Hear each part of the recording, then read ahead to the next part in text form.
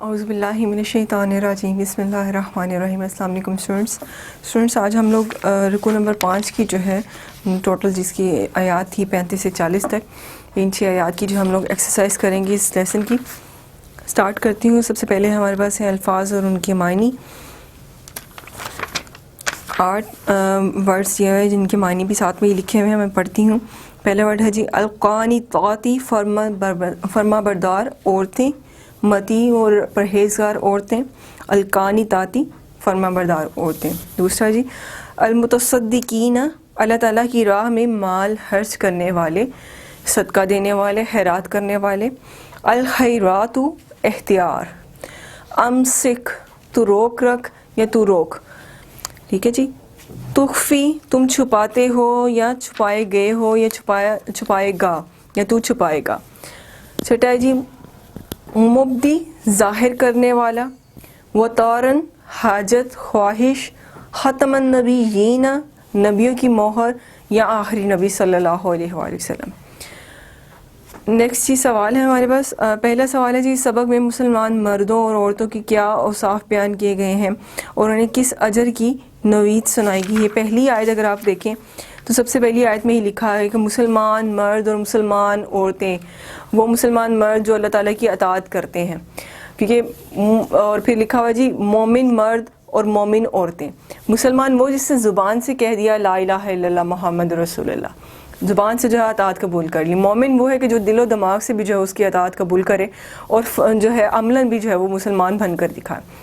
دوسرا جی وہ بن دیکھے جو اللہ تعالیٰ پہ ایمان لانے والے ہوں، وہ بندگی کرنے والے ہوں، وہ قول و فعل کے سچے ہوں، وہ سچ بولنے والے ہوں، وہ صبر کرنے والے ہوں، وہ عاجزی کرنے والے ہوں، وہ صدقہ خیرات کرنے والے ہوں، روزہ رکھنے والے ہوں اور اپنی شرمگاہوں کی حفاظت کرنے والے ہوں۔ میں ان کو شارٹ پڑھ کے جو سنا رہی ہوں اس آیت کے ترجمے کو، کہ یہ جو باتیں جو ہیں وہ اس کویسچن میں لکھی جائیں گی۔ وہ اللہ تعالیٰ کا بہت زیادہ ذکر کرنے والے ہوں، اس کو بہت زیادہ یاد کرنے والے ہوں۔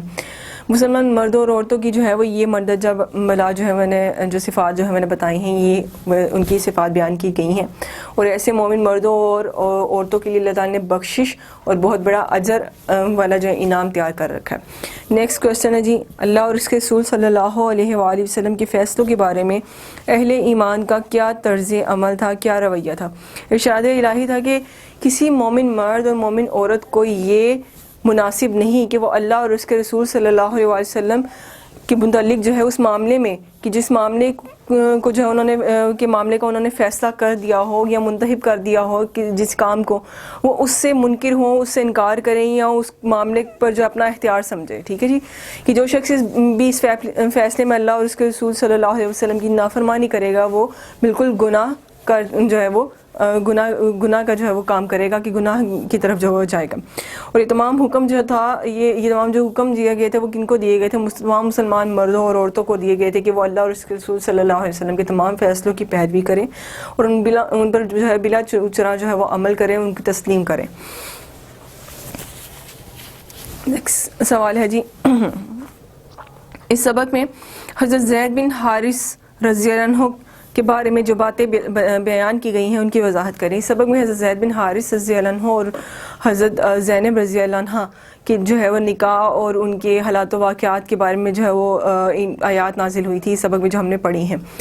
اب اس میں کیا تھا کہ حضرت صلی اللہ علیہ وسلم کی جب حضرت خدیجہ رضی اللہ عنہ سے شادی ہوئی تھی تو انہوں نے شادی کے وقت پر جو ہے نکاح کے وقت پر جو ہے حضرت زید بن حارثہ کو جو ہے یا حارث کو ایک غلام کے طور پر جو ہے وہ آپ کو تحفے میں دیا تھا، لیکن نبی کریم صلی اللہ علیہ وسلم کو ان کی عادت یا ان کا یہ کام اتنا پسند آیا تھا کہ انہوں نے زید بن حارثہ کو جو ہے وہ آزاد کر کے اپنا منہ بولا بیٹا بنا لیا، اس کو اپنی ولدیت میں لے لیا، لیکن ولدیت میں اس طرح سے نہیں کہ جی اس کے نام جو ہے وہ جائیداد کر دی، منہ سے کہہ دیا کہ ہاں یہ میرا بیٹا ہے، میں اس کو بیٹا بن گیا، کیونکہ زید بن حارث کی جو بچپن تھا وہ کافی تکلیف دہ گزرا کہ ان کو بچپن میں ہی کسی ظالم نے جو ہے وہ اٹھا کر جو ہے وہ کہیں فروخت کر دیا اور مکہ میں لا کر جو فروخت کر دیا، اور پھر اسی طرح سے وہ حضرت خدیجہ کے پاس پہنچے اور پھر وہ نبی کریم صلی اللہ علیہ وسلم کے پاس حضرت خدیجہ کے ذریعے جو ہے وہ پہنچے۔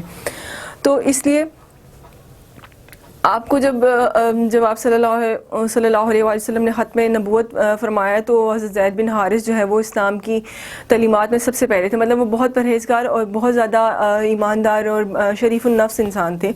تو اس لیے آپ کو جو ہے جب آپ 30 برس کی عمر میں پہنچے تو حضرت حتیجہ کہہ رہی ہوں حضرت پاک صلی اللہ علیہ وسلم حضور پاک صلی اللہ علیہ وسلم نے ان کو حضرت زینب رضی اللہ عنہ اپنی پھوپھی زاد بہن کے لیے جو ہے وہ پسند فرمایا اور ان کا نکاح ان سے کر دیا. لیکن بعد اللہ تعالیٰ کی مرضی سے اور بہت ساری وجوہات کی بنا پر جو ہے اور نبی کریم صلی اللہ علیہ وسلم کی بھی رضا سے ان کو واپس جو ہے ان سے ڈیورس دے کر اور ان کی عدت پوری کر کے جو ہے نبی کریم صلی اللہ علیہ وسلم کے نکاح میں دے دیا گیا.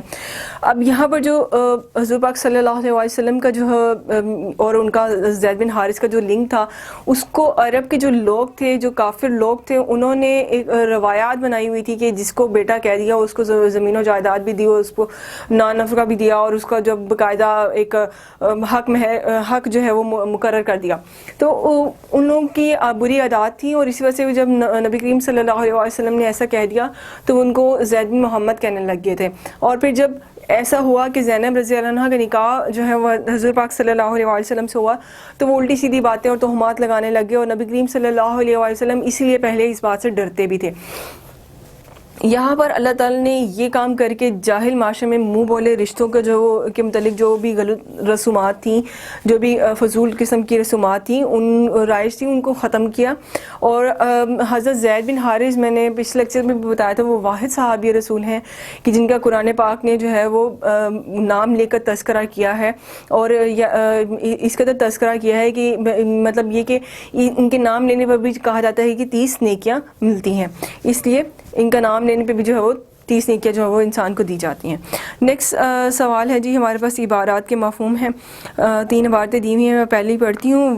پہلی جو عبارت ہے وہ میں یہ بتا دوں کہ ابھی جو میں نے دوسرا سوال واضح کیا ہے یہ بالکل وہی ترجمہ ہے اسی کے ساتھ اس کا جو ہے وہ سارا لنک ہے. اینیویز میں پڑھتی ہوں. وَمَا كَانَ لِمُؤْمِنٍ وَلَوْ مُؤْمِنَاتٍ إِذَا قَضَى اللَّهُ وَرَسُولُهُ أَمْرًا أَن يَكُونَ لَهُمُ الْخَيْرَاتُ مِنْ أَمْرِهِمْ اور کسی مومن مرد اور عورت کے لیے اس معاملے میں کوئی اختیار نہیں کہ جب اس معاملے کا فیصلہ اللہ اور اس کے رسول صلی اللہ علیہ وسلم کر چکے ہوں. کسی مومن مرد عورت کو جو ہے وہ اجازت نہیں ہے کہ وہ اس معاملے سے اس فیصلے سے انکار کریں اس پر اپنی مرضی یا اپنا فیصلہ جو ہے وہ کرنا چاہیں. نبی کریم صلی اللہ علیہ وسلم کی جو ہے وہ اس طرح سے یہ انسلٹ کریں گے اور اللہ تعالیٰ اس بات کو جو ہے پسند نہیں فرماتا اور اگر وہ ایسا کرتے ہیں تو اللہ تعالیٰ ان کو جو اس کا سزا دے گا اس کے جو ہے وہ گناہ دے گا. نیکسٹ آیت ہے جی بسم اللہ الرحمن الرحیم. مَكَانَ مُحَمَّدٌ أَبَا أَحَدٍ مِّن رِّجَالِكُمْ وَلَكِنَّ رَسُولَ اللَّهِ وَخَاتَمَ النَّبِيِّينَ. محمد صلی اللہ علیہ وآلہ وسلم تمہارے مردوں میں سے کسی کے باپ نہیں لیکن وہ اللہ کے رسول اور سلسلہ نبوت کو ختم کرنے والے یا مکمل کرنے والے ہیں.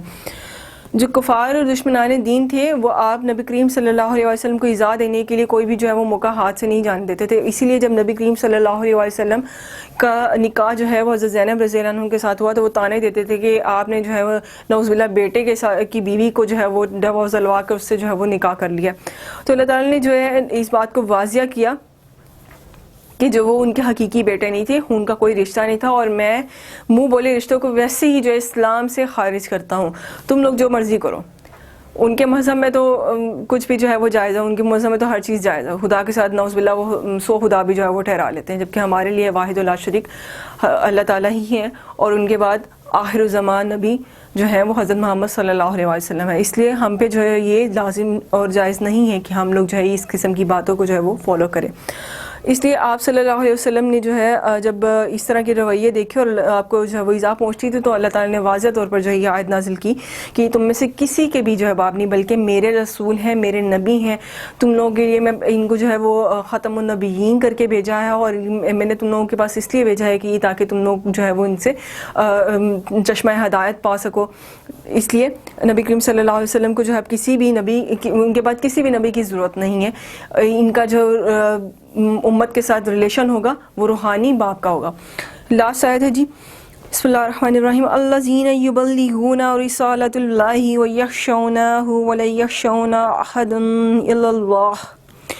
اور جو لوگ اللہ کا پیغام پہنچاتے ہیں وہ صرف اسی سے ڈرتے ہیں، اللہ کے سوا کسی سے نہیں ڈرتے، کہ یعنی اس سے مراد تمام انبیاء ہیں جو تبلیغ دین کا کام کرتے ہیں، جو اللہ تعالیٰ نے کام ان کے ذمہ لگائے ہیں ان کو جو ہے وہ بخوبی انجام دیتے ہیں، اس میں ذرا برابر بھی کوتاہی نہیں کرتے، کسی غلطی کا جو وہ کام جو ہے وہ نہیں کرتے اس میں، بلکہ وہ صرف اللہ تعالیٰ سے ڈرتے ہیں، اور اس معاملے میں جو ہے وہ پوری تندہی سے جو ہے وہ امر بالمعروف اور نہیں عن المنکر کا جو ہے وہ فریضہ انجام دیتے ہیں، کہ یعنی نبی کریم صلی اللہ علیہ وسلم کو آخر الزمان نبی اور اللہ تعالیٰ کو واحد لا شریک ذات اور تمام جہانوں کے لیے واحد رب کائنات جو ہے وہ بنا کر بھیجا گیا ہے، جو کہ مطلب نبی کریم صلی اللہ علیہ وسلم کو جو رحمت للعالمین بنا کر بھیجا گیا ہے، وہ اس بات کی گواہی دیتے ہیں۔